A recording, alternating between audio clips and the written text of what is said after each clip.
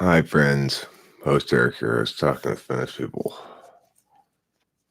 and I decided to live stream this morning because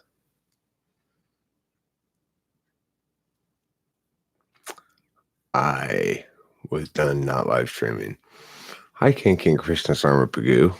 You're first in line today. I really put off live streaming as long as I could because Rachel's still sleeping. But at a certain point, the urge to live stream became overwhelming. We were somewhat restless. But, I got a good 5 or 6 hours.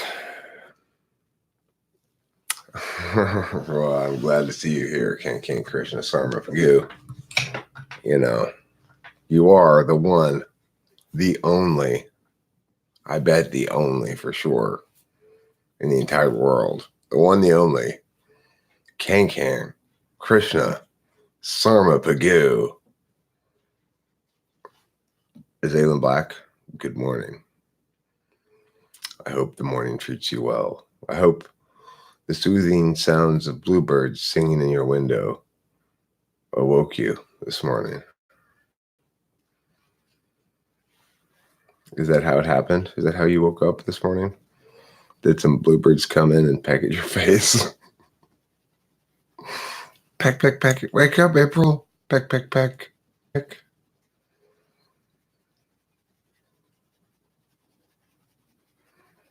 My connection is unstable. Just my emotional well-being. My emotional well-being is very stable right now. I got to tell you guys an update. Why is it unstable? God damn it. If it keeps being unstable, I'll stop this one. I'll have to stop this one and start it again. But I'm hoping the instability will pass and we'll reach a stage of equilibrium that we can all enjoy. So what was I talking about? Oh, right. The other night, Saturday night, Rachel and I pulled some bad semen cards from the tarot, right? I pulled for Rachel betrayal. She pulled for me laborious burden. And we pulled for us, this theme of stalemate or defeat. And then I pulled this metaframe card of release. Well, we talked about it a lot after the live stream, and we determined that it related to both of our needs to release. Her previous relationship is noted. Her last serious relationship. There was this other guy in between the one that she's talking about and this one, but me, that is to say, this one being me. Her last serious one ended in him betraying her, and my last serious relationship ended because it was just so much burden and so much labor, and both of us have to come into this relationship with a theme of defeat and stalemate and failure and such, right? And so the metaframe card of releasing that is we need to, and we're increasingly doing so, of course, but it's not instantaneous or easy because of both our past experiences and the fact that it's a new relationship and a lot of other, relevant shit like that. That's,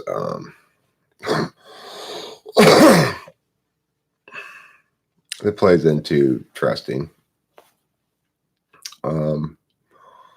But I can tell you my larger takeaway was to use tarot correctly is to make sure it's consistent with the slabs first and foremost. Now the slabs don't want bad shit to happen to you. So when they give you cards like that, they're telling you this is the path by which you're going to attain some good shit, right? And for us, it totally worked out like that. Those apparently bad cards actually were very positive. They had a great positive impact on us in the moment, us in our narrative about ourselves, and so forth. So the moral of the story is if you get a bad tarot card, don't worry about it. It doesn't mean you're going to have a bad day or anything like that, right? Don't stress about it. It means you got to do some metaphysician work. You got to work out the narratives and figure out how the slabs are indicating to you that you're going to, kick ass and take names. Not that you're going to get your ass kicked and your name took, right? Hi, Sarah ISFP. Nice to see you. You know what I'm going to say in response to you? Hi, hi, hi. Since you gave me 3 hays, I'm giving you 3 highs. Flow state, you and I are in total agreement there, and we are both total NI sluts. Love that shit. I just eat that shit up. Yeah. I was noting to Rachel last night, there are 4 types who have either SI or FI polar. If you have either SI or FI polar, you are ungrounded, untethered as a self in one half of the ways that everybody else is tethered in 2 ways, right? Everybody is tethered to the self in 2 spots, SI and FI. If you have SI or if you have SI or FI in the polar, then you are half tethered to the self. And there are only 4 types that are that way: ENTP, ENFJ, ENTJ, all intuitives, extroverted intuitives, and ESTP, which is why ESTP is a kind of a unique, one of the reasons why ESTP is kind of a unique type, right? They're a sensor, but they can totally hang with the intuitives because they're untethered to the self, which makes them fundamentally more abstract than any other sensor. An observation I had last night when I was chatting with Rachel, I thought I'd share it. Good morning to you, host Eric. You look wonderful this morning. Thank you, Winston's mom. May I say you look absolutely gorgeous this morning. My notification bell did not ding. So anyway, Sarah agrees about ESTPs. Thanks, Sarah. I was also playing this fun game that I didn't used to like until Rachel came around, and she likes it, so now I love it, of course. Which is typing characters that she wants me to type from movies. Prior to Rachel's arrival, people would always ask me to do that, and I always say, like, I don't do that shit. That's just dumb. I don't do that. But when Rachel asked me to do it, I am thrilled to type those characters, of course. So anyway, we watched this one character from the Star Wars series that I've never seen before or heard about really or anything, named Ken LaRoe or something like that. He's a bad guy. He wears a mask.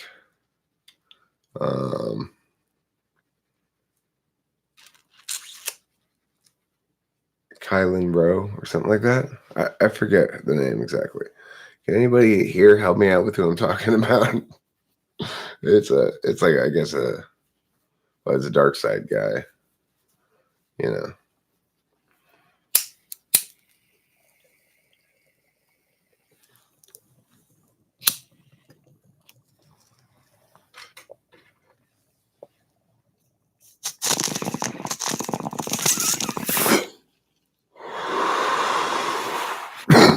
Kylo Ren. Okay, so anyway, Kylo Ren is clearly an ISFP or an ISTP. I'm leaning ISFP.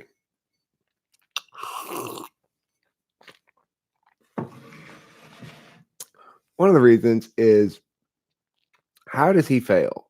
He fails to account for other possibilities all the time, right? That's his Achilles heel. He's obviously unipolar. He's an unipolar villain, which makes him ISTP or ISFP. He seems ISFP because he just seems so emotional. Ultimately, like when that little scavenger chick with the short hair. I don't know what her name was, but when he was trying to use the force to like get some information out of her or whatever, and she was fighting back. You could see his FI. You could totally see his FI in that scene. His FI was pretty prominent. So I'm going ISFP for Kylo Ren. And if anybody wants to disagree with me about that, they're wrong. You've been riding the harsh waves of the Slavs? Hey, listen, Isaiah Rude. The waves of the Slavs are never harsh, but if you ride them the wrong way, you could crash into the coral. All right? It's not the Slavs that are the problem ever. It's always you. That's your relationship with the Slavs. This is a proper relationship with the Slavs. Otherwise, you start getting. Otherwise, you start insulting them with hubris, and then they become harsh. I don't know. The actor doing Kylo Ren needs more practice. I didn't think he was a particularly great actor either, but he was kind of compelling anyway. Like, he kind of is strange looking, and I guess it's just that FI is kind of compelling. Is Putin INTJ or ISTP? I think he's ISTP.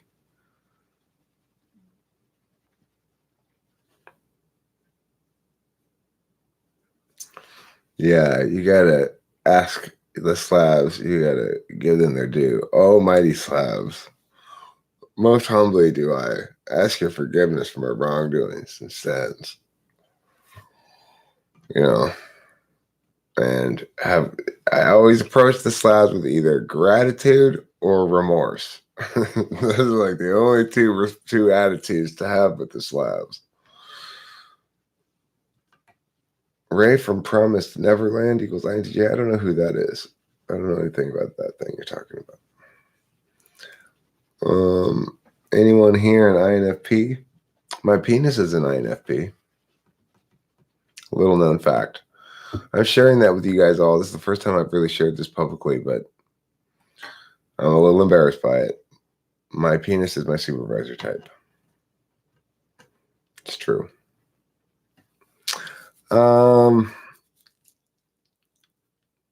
Yeah, I found my Wendy. Hi, John Christopher Lestone.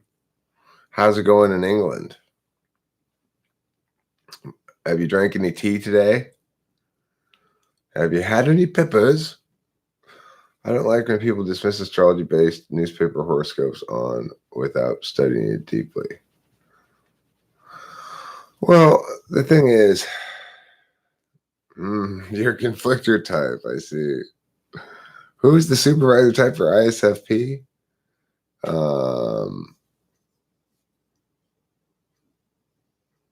Let me think about it.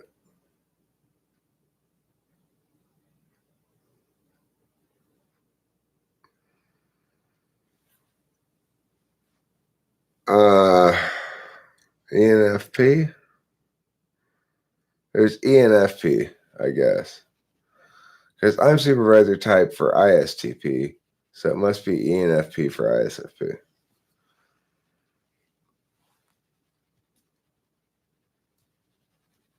I was asking because you wanted to ask a question about how the person processes things through their FI and NE. No, Bruce Wayne.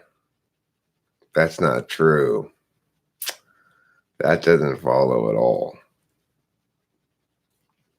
It means it cries a lot, okay? And it does. I have to pee a lot of times every day. And also, some other kind of tears come out of there about once a day.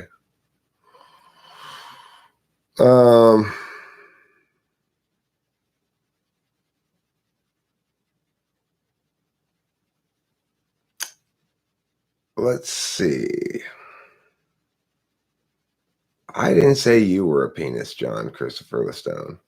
I said my penis's personality type is INFP. That's why it plays such a supervisorial role in my life.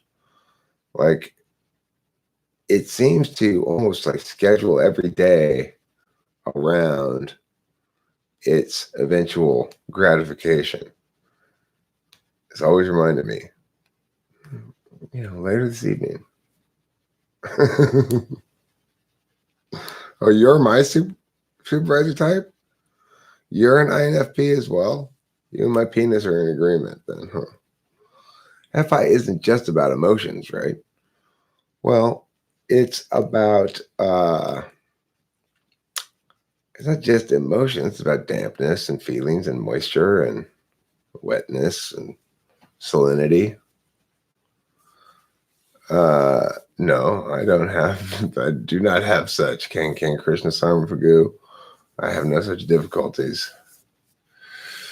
Oh, you're asking what that it stands for. Yeah, it stands for erectile dysfunction.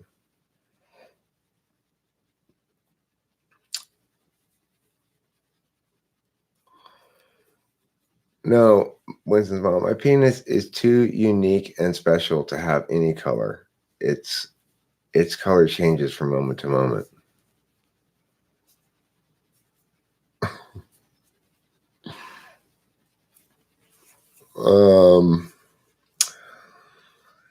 It also, it thinks lots of possibilities, I guess. It's got any as a tool function. I have gotten her a couple of jewelries already, Winston's mom. Rachel has a couple of little jewelries that I got her, both of which are pins that you go onto your shirt. Now, I plan to get Rachel more jewelry, but I'm waiting for when I go to a thrift store or an antique store or something like that, and I see a particular jewelry that I think is especially cool. I don't want to just pick her up something to pick her up something. I want something to be like, this is cool. You should buy this for Rachel. You know what I'm saying? The jewelry is for my penis. my penis doesn't wear jewelry. What exactly are values? Lol. Well, values are frames of reference through which you understand a given perspective or maybe attentional manner as either absolute or instrumental in varying degrees. Like in Lincoln Douglas debate, for example, every affirmative case and every negative case, they have a value and a value criterion. So, for example, so we might have a value of societal welfare and a value criterion of maximizing fairness or subjective.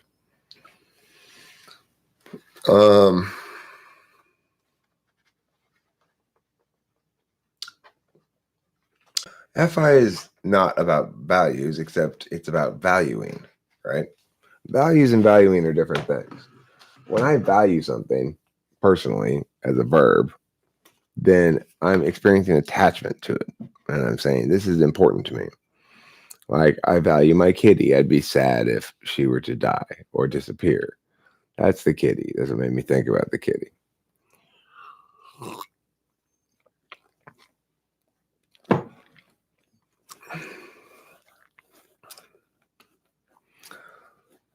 So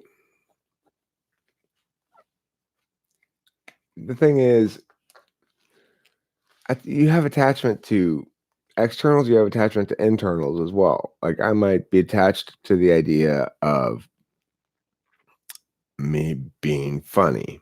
And so if somebody says, you're not funny, I might get defensive about it, right? That's FI in play. It's attachment.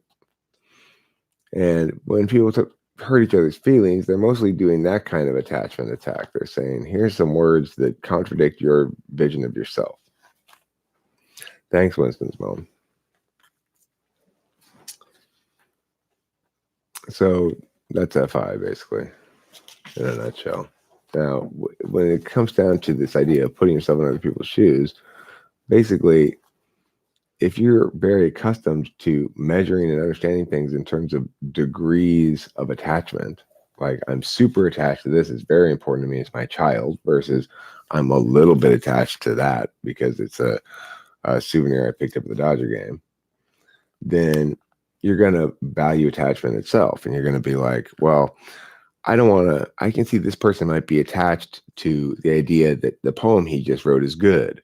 So when he shows it to me, I'm not going to laugh and go, oh my God, that's the stupidest poem I've ever read, even if I think that's the case, right? Because I respect attachment. So that's the sort of thing that ENTPs might say when they're younger and they don't know any better yet.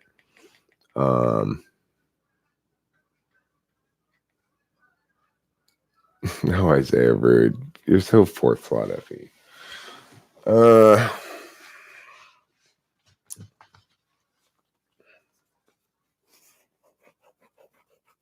That's what identity is, Sarah, ISFP.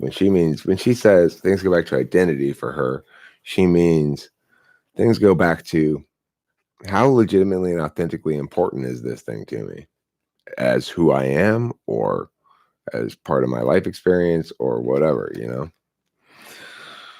So, well, hello. Hello, my PNP. My PNP is here. Oh, yes.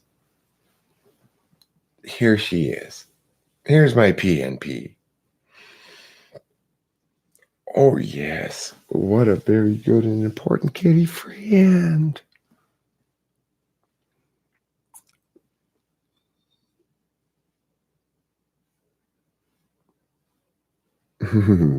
Winston's mom, that's one of the most gratifying sentences I've read ever. I looked this weekend for other people like you. Nope.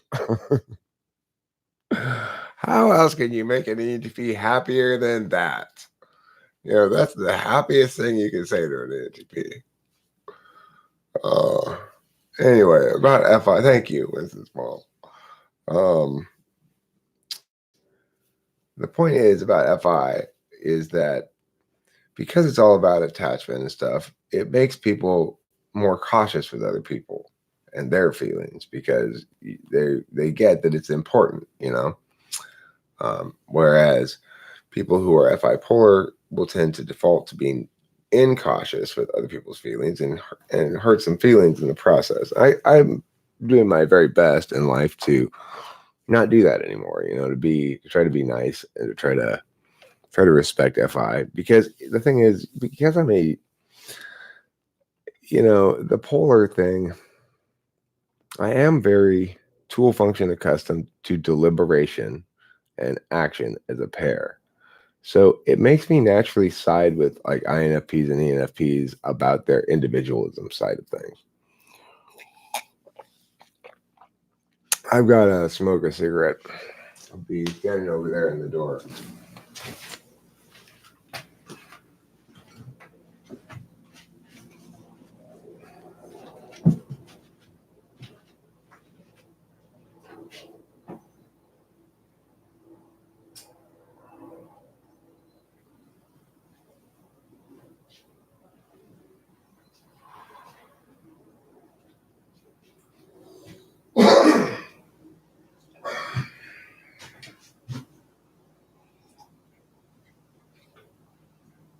Spacey said it wasn't just about emotional states.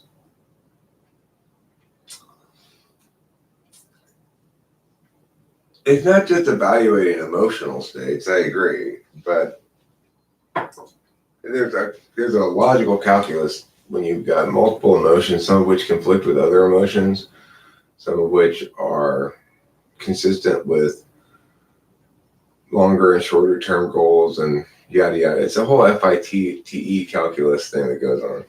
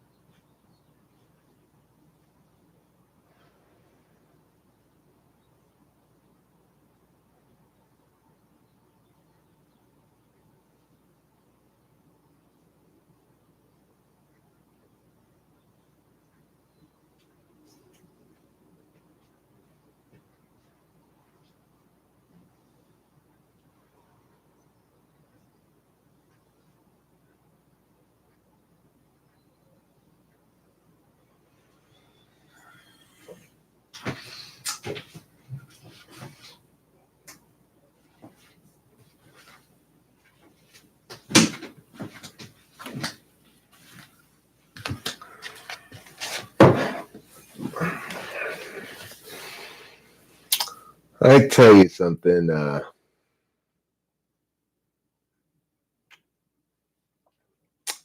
It really makes me happy. We'll walk in here and look over there and see Rachel lying in bed. If a musician values performing a composition true to the composer's intentions, taking into account details such as the composer's life experiences, etc., what might we say about their values? Well, it's SI, FI valuing, one of the two. There's a couple different ways to get to the same spot. If you want to anchor it into the particular individual and remove it from its universal resonance outside of any individual, then you're an intuitive. And if you're going with NI or NE or something like that, right? If you're trying to figure out how it's an expression of a particular person, a single individual human being, then you're focusing on FI or SI. Does that answer your question, Sean Ryan Barron? May I just additionally say that that's a wrong thing to do. The composer's intentions should never matter at all. It's what its most resonant and ultimate truest form is that ought to be prioritized. And it should be always removed as much as possible from the individual who made it. The best things are independent of the people who made them entirely. They're entities in and of themselves. So that's my NI bias, I guess, coming through. Like Taylor said a long time ago, 20 minutes ago, I'm an NI slut.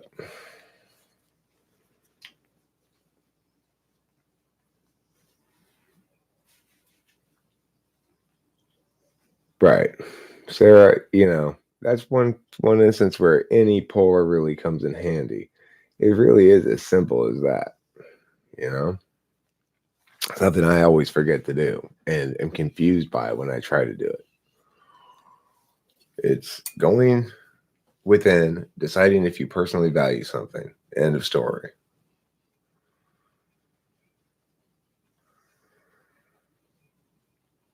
We are for sure, Winston Mom. I appreciate the encouragement. It's crazy. It's like FI is so powerful. I can't even imagine being an INFP. I mean, I cry, I bet a ton more than INFPs do. I cry all the time. Like, when I just think about the FI juiciness of the whole thing, it makes me cry. When I think about like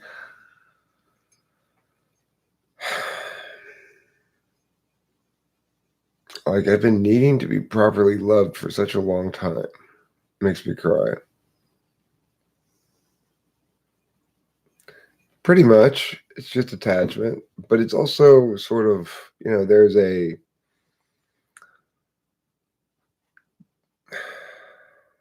resonance that's greater than just being attached to something. Being attached to something implies, if the Buddhists were right, then all FI would be bad, right?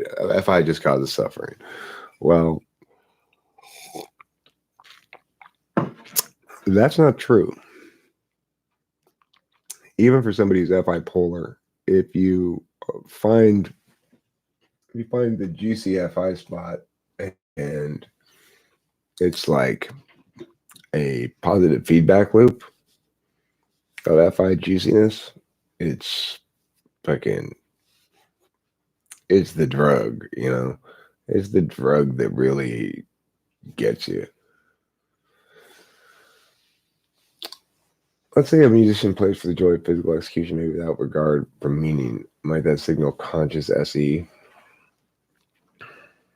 Yeah. It's like I had an ESTP drummer who was an excellent drummer and had excellent instincts too. Excellent intuition about what should be the part there.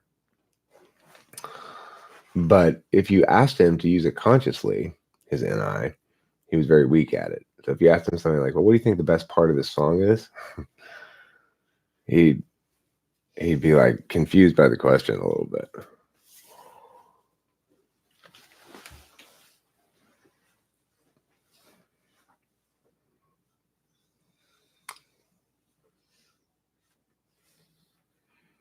Eric, for lowest FI users, it's difficult to know whether people really love them. It's always a pain.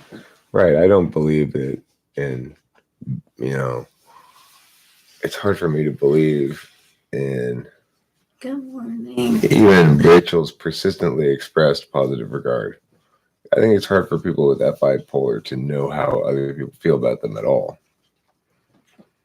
I don't get it. I certainly don't trust other people's feelings. I don't ever say, well, I can trust this person because they love me or like me or value me or are attached to me. That never convinces me of anything. I first, second, Slarky, and I first, second. Well,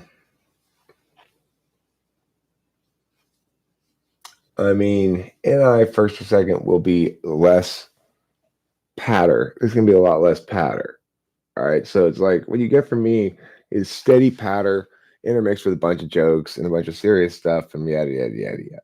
Okay. That's any Dom shit. If you're an NI person, you're very well suited to play shotgun to an NE Dom. It comes out here, here, here, here, right? I'm going like I'm filling in everything in between, and the NI comes in and pow, pow, pow. It's like a play-by-play and color commentator, right? In sports. So NI is great. It's very complimentary to the NE. It goes well. I love making live streams with Rachel. Her FENI is a nice compliment to my FETI thing, and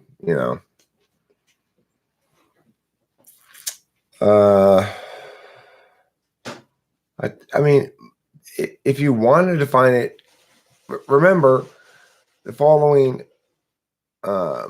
equation or whatever you want to call it. The degree of clarity with which something is understood goes down as the amount of explanation goes down, goes up, but the degree of complexity of understanding goes up as the amount of explanation goes up, and down as the amount of explanation goes down. So you're going to always trade off. If you want to have something that's clear but not very complete in its understanding, then the answer is attachment, philosophical thinker. If you'd like to have a more complete understanding that's less clear, then you need to understand it more deeply than that. You can't have your cake and eat it too.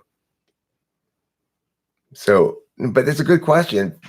I'm the right person to ask that question because he's saying, I want more clarity on definitional shit. I want you to parse it down to something specific. I want you to eliminate the vagueness. Well, I'm actually able to tell him, okay, well, the vagueness here is coming not really from the thing itself, but from your demands of it definitionally. And so you can't have your cake and eat it too. You can either have clarity and singularity in your definition of it, but it's going to be an incomplete definition. Or you can have a complete definition, but it's not going to be clear and singular. So, that's the best answer. Pow, pow, bing, band, boom, as Winston's mom says. That's ridiculous, philosophical thinker. To say it's full of crap because it exists on a mechanics. It would be full of shit if it didn't have a mechanics. See what I'm saying? If it were possible to both know it with completion and clarity in a single word, and also have it be what it is, complex and real, then then if ifs and buts were candies and nuts, we'd all have a Merry Christmas. But that's not the way reality works. That's just insane. That's not the way words work, right? You have to allow words to work as they do. You can't demand of things can't demand of words things they cannot do. Sean Ryan Barron, I do appreciate your responses, by the way. Thank you. You're welcome, Sean Ryan Barron. You're one of my favorite question askers. Actually, if that was directed to me, I'm not actually sure if it was, but if it was, because you ask interesting questions about music. And I like that. You like the analogy with the commentators? Cool. Thanks, Swift Eagle. I like that one too. Swift Eagle, are you a Native American? That's what your name makes you sound like. You sound like you're like a Iroquois or something. Swift Eagle. I don't know if you've met my friend Dr. Lionel Sprinting Wolf Kazaquo, but he's 132nd Native American, and he's a life coach.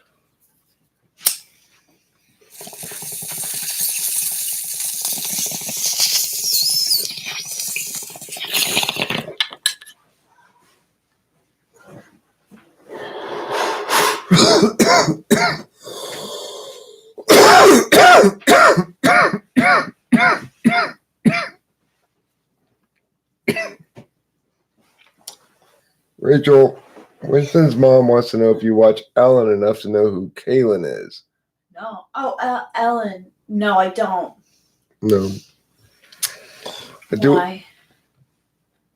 She says, I have an idea to promote Eric's videos on Kaylin's channel. Oh. Eric, do you know music theory, circle of fifths and stuff? I know it. Yeah. I don't use it at all, really. I took music theory in college. I learned it pretty well. I had music theory before college, too, some. And so, you know, but I just don't ever use it. I don't find it useful at all. I mean, ENTP not witty enough. Look, there's two different kinds of ENTPs, basically. There's serious, intense ENTPs, and there's carefree, lighthearted ENTPs. I'm the latter kind, but I wasn't always. You know, when life puts a drag on you, ENTPs are very subject to the winds. You know, shit starts going unpleasant. Shit starts demanding of us more than we want. It impacts our jolliness. And if it persists for a while, we have very little sense of who we are permanently, right? We are who we are right now. We are how we are right now. And that's about the best we can do. We've got shitty memory and we've got polar FI. That's a pair of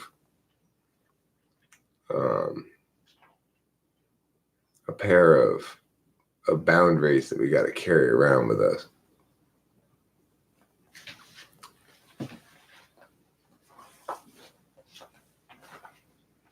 I say NI collapses instead of expands.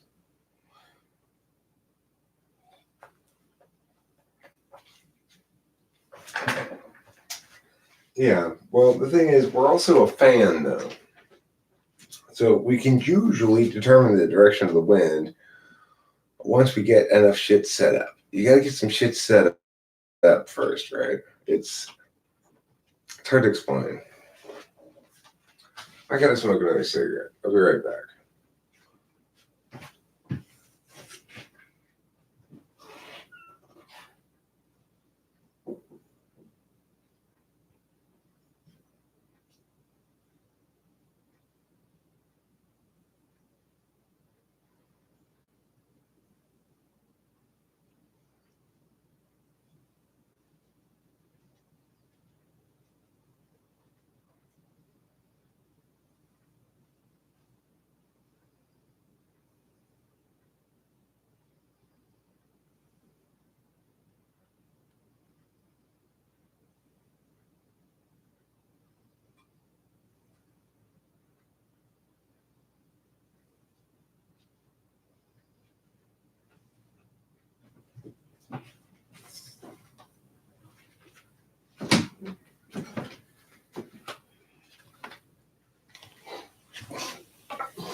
Oh, that's hilarious. Elementary school gave you guys Indian names. You should have been like, I want to be two dogs fucking. If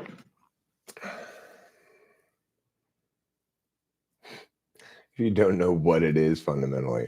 Philosophical thinker, your problem is you don't know what it is, right? You don't know what it is. What I'm saying is, here's how we determine what it is. We can determine it like this or like this, but you can't have both. Either of those are acceptable understandings of what it is, but you can't have everything. That's FI. FI wants to have everything. It doesn't care if you can or not, right? That's FI. So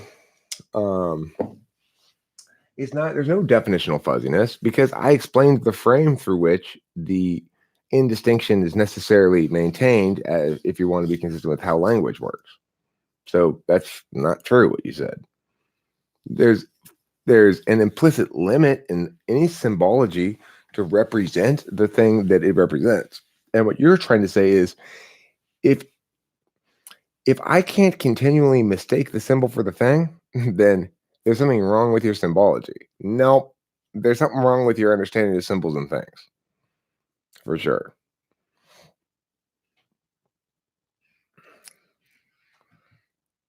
PB, will you stop opening the door?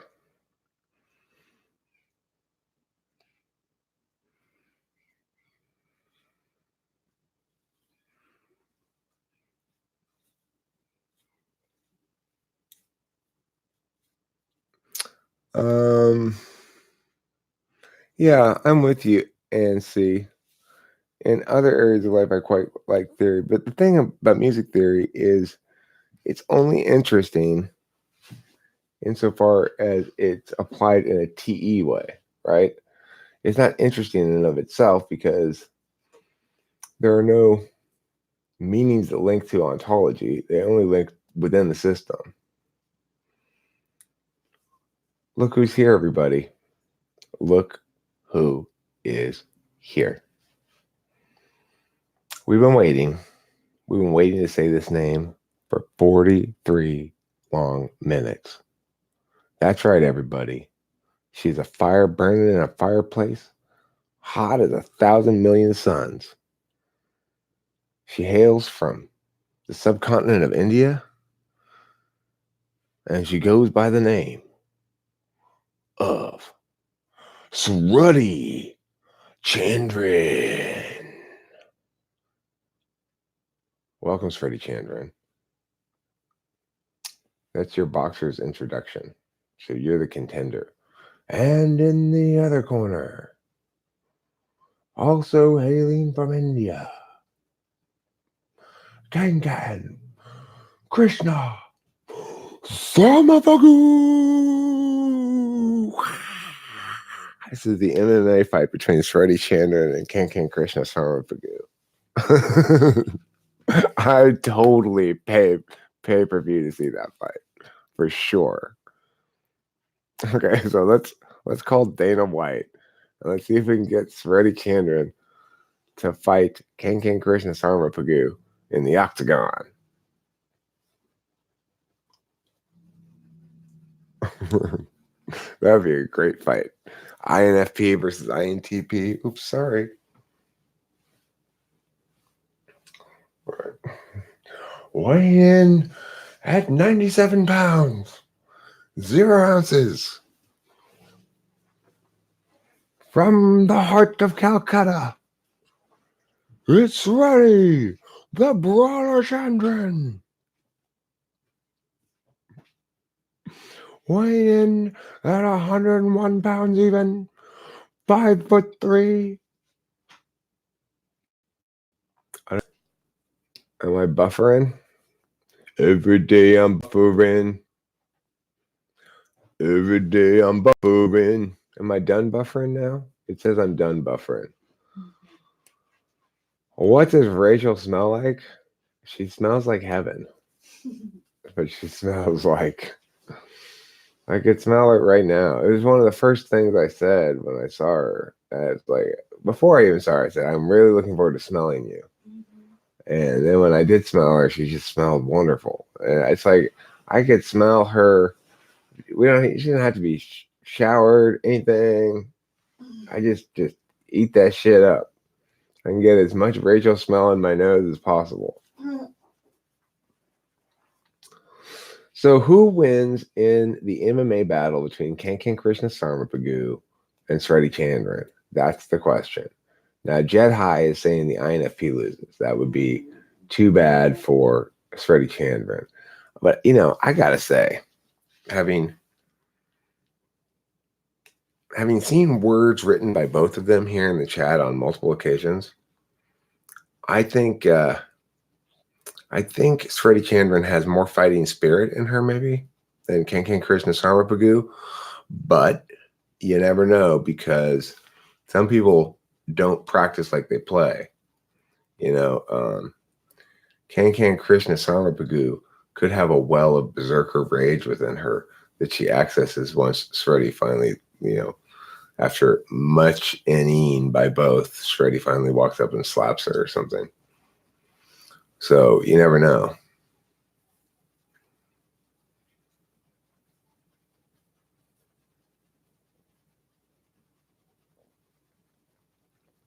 You think I have a thing for I have a thing for smells in general. Like I've always said that it's important for your significant other to smell good. Because early, like my first wife, I didn't like the way she smelled. And it bothered me a lot.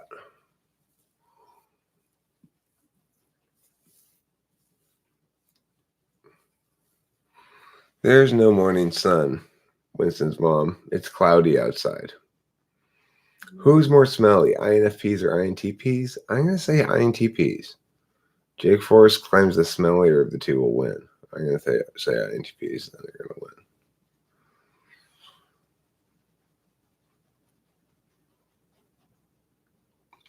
But yeah, Rachel smells really good. Do you smell memories or can you smell bacon on a commercial? No, I don't. I'm not that smell oriented.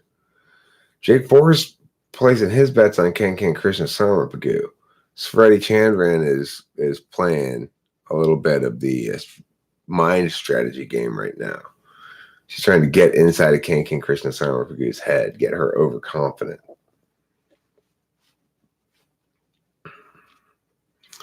Now Kankan Krishna Sarmapagu is playing the same game back. They're both trying to get their opponents to underestimate them.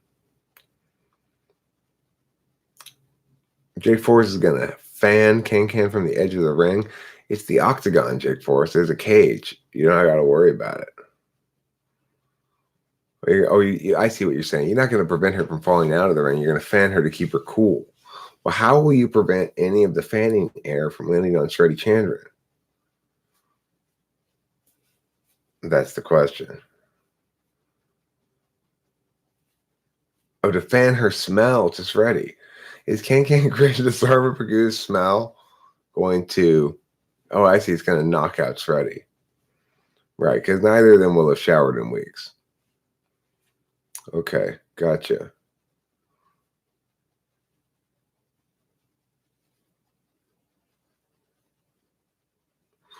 Well, I'm sorry to make you have a sad face, Sreti Chandran. You crave smells. How does this work? Can you start bottling Rachel's smells and sell it as a merch? I don't think so. I just have to keep all the bottles for myself.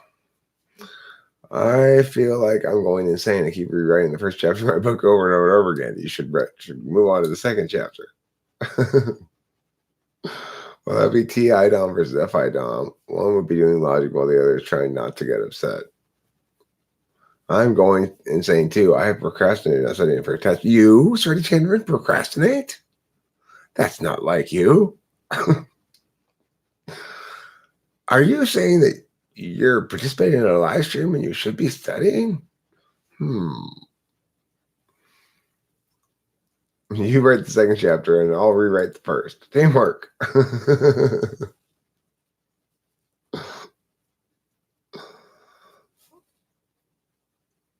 You smell like milk? Your bestie says so?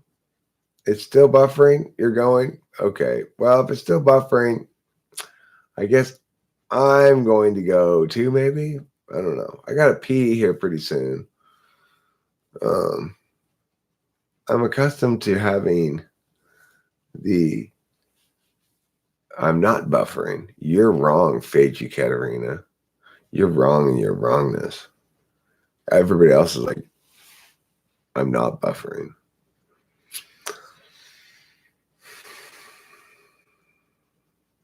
The worst thing is that it's a test on an interesting subject. I have a problem. You don't have a problem. You have an INFP self. What does demonstrative NE look like? Well, actually, it is. It's kind of like what I was saying before about NI DOMs or NI tool users. They lay back, they wait for the opportunities in which their ideation pops. Whereas, like, I fill space, right? Nobody's saying anything about C.S. Joseph except for you, Phil. We're talking about something entirely different than that. Why don't you pay attention to for a little bit of the conversation before you pop in with some bullshit? Um,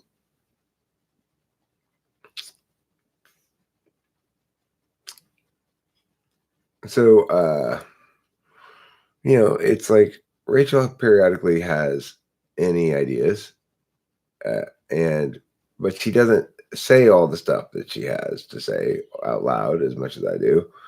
She'll just sort of, wait for the world to demand of her some ideational thing. Like, for example, I'll ask her, well, what do you think this could mean? And then she'll produce some ideation about it. And it's natural and reasonable for her to do that. But I don't ask her to do it very often or too much because I'm an NE-DOM myself. So I provide lots of um,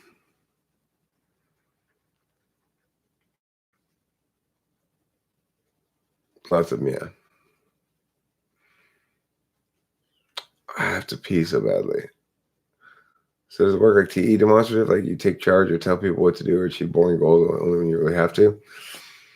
I mean, basically, it works like that. If you're prepared to answer the question, well, what are some possible whatevers about whatever? If you're any demonstrative, you're totally prepared to answer that question at any time.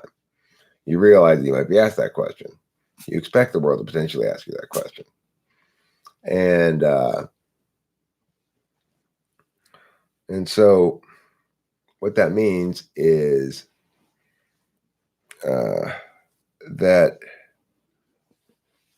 they'll seem quite competent at it, but at the same time, it means that if you are constantly asking them to do that work, see, I sort of ask it as a way of just sort of including her NE in the matter and or getting my own NE some more shit to work off of or whatever. I specifically ask her questions about like tarot and stuff like that, which she knows more about than I do. So it's good to ask her questions about it.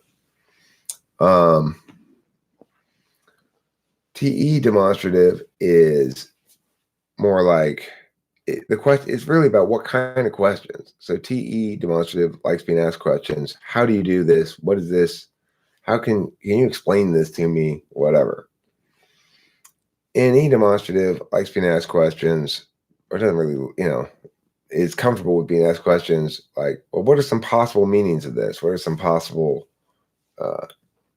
truths that one might consider regarding this?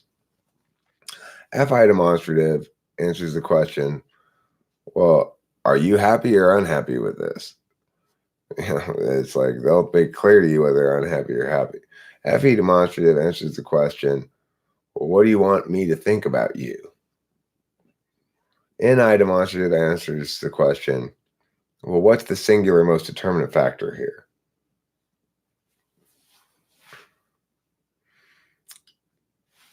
SE demonstrative doesn't answer any questions, it just does shit. Sorry about not being very quiet or anything this morning. I love it.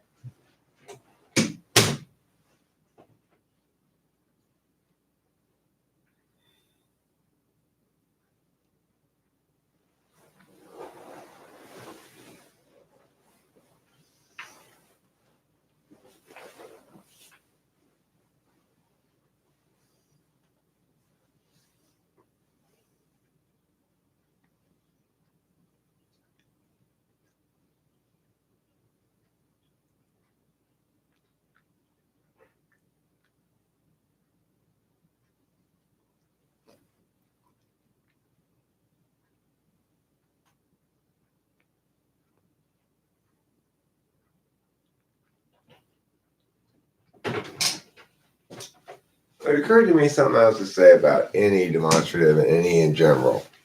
You'll notice that one thing I often don't do is finish out an idea. So, like the other night, somebody asked in a live stream, or maybe Rachel just asked or something. She's like, okay, well, if you said something like,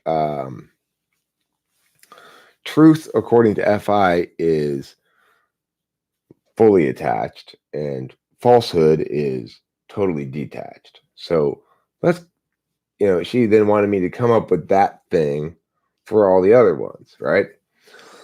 So I'd come up with this idea for one of them, but I never did the extra NE work. There's an idea. The obvious thing to think is, well, how does that work for the other ones? Can you come up with a truth metric for each function? And yeah, I was able to, but it didn't even occur to me to bother to try to do it. And I just had the one idea about the answering. So it's like, and I want to work out more of the possibilities. And it plays nicely with my demonstrative TE. She's saying, can you explain this?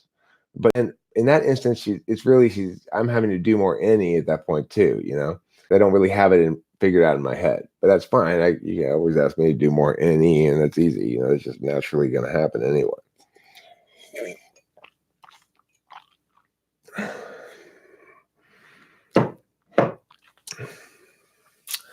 Dave Tannick, you just stumbled into the best moment of your entire life.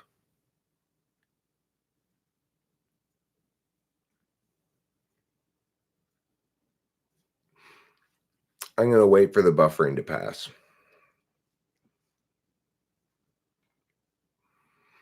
Every day I'm buffering. It says my connection is unstable. TI demonstrative. Okay, so TI demonstrative it basically answers the question, why are those words justified, or how do you justify them, or what makes them correct? So it's like if somebody goes, okay, you owe $52 on this fine. TI demonstrative is like if somebody asks you, well, why do I pay $55 for this fine? TI demonstrative expects to be asked that kind of question and be able to provide an explanation that makes good logical sense. So that's what, like, if an ISTJ tells you they have to do something, that you have to do something, they're expecting you to ask them to justify that thing with words, and they'll have words provided to justify it because they're TI demonstrative.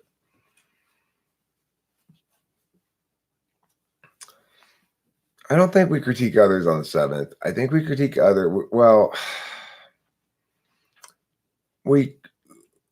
we critique others about our 2nd, really. Now, in other words, I'm not critiquing somebody else's FI. I'm critiquing their failure to use TI. You see what I'm saying?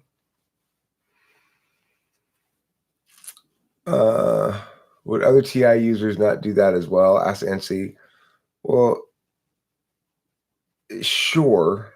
I mean, if it's conscious, the thing about demonstrative that makes it an interesting slot is that it kind of works like a conscious function, even though it's on the backside. What is all this information about? It's about attentional manners, specifically about how the human being expresses as different ways of paying attention.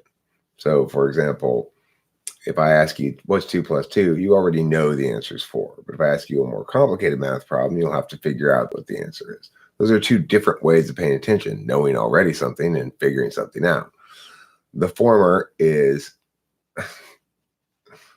philosophical thinker. You're such a silly, silly guy.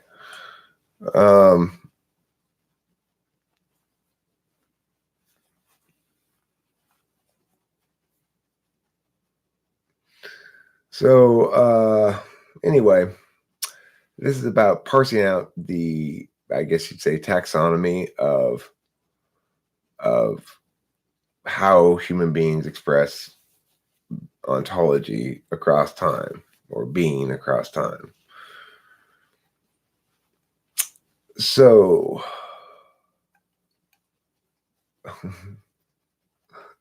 yeah, it's impressive ESTP follow through there, Isaiah Rude.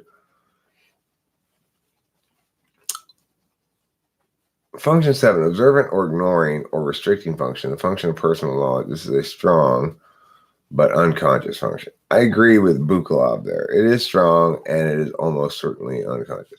Who we are at our core, right? And who we are at our core is linked to he has a problem with me tearing apart his bullshit arguments, and he gets his feelings hurt because he's an ISFP. He has a problem with the whole who we are our core. There's a set number of configurations of attentional manners, and the reason there are set numbers of them is because there's 4 kinds of attentional manners: action, deliberation, knowledge, and interface. So, we're deep in a conversation that's way past that sort of beginning introduction stuff at the moment. But I appreciate it if you genuinely are somebody who stumbled in here and is new to cognitive functions and personality type and stuff. It's an interesting area of study. If you're an intuitive, you'll find yourself quite at home here. How did I come up with words like turn-based, plate, etc. to describe the nature of functions? Extroverted intuition, What can I say? You know how I came up with this, right, Chandra?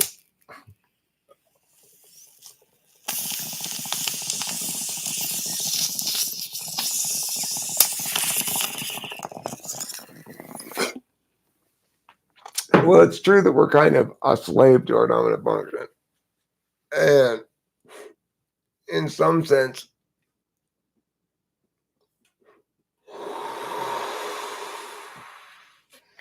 we are most balanced and most deft in using our 8th slot function. But I would not call them unconscious. I see. Sredi Chandran made a mistake. I'm hypothesizing that our functions could work on a solar system model.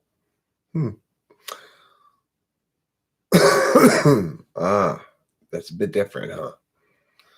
All right, well, see, I don't believe in this dimensional model very much, but I do sort of. Like, I do think that your 7th slot function is one that you experience in real time, and that's about it. And I think the 8th slot function is one that you also experience in real time, and that's just about it.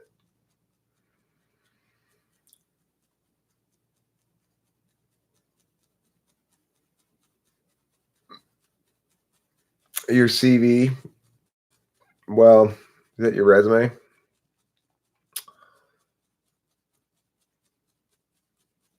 That's a good point, Jake Forrest. That's a good rationalization. That's good use of TI to justify your procrastination. I appreciate that.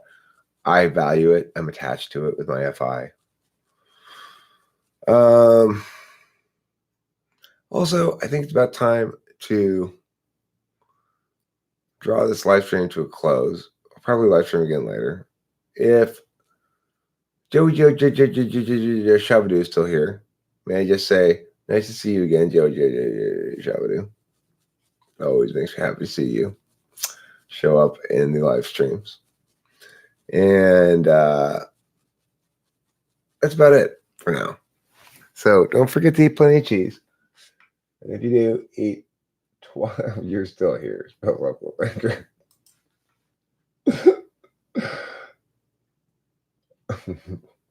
I'm glad you enjoyed it, Jojo Shabadoo. Thanks, Jake Forrest. You're the best. Those are my favorite 2 pound sterlings I've gotten from you yet. Those are the best 2 of them. Thanks a lot, Jake. See you guys later.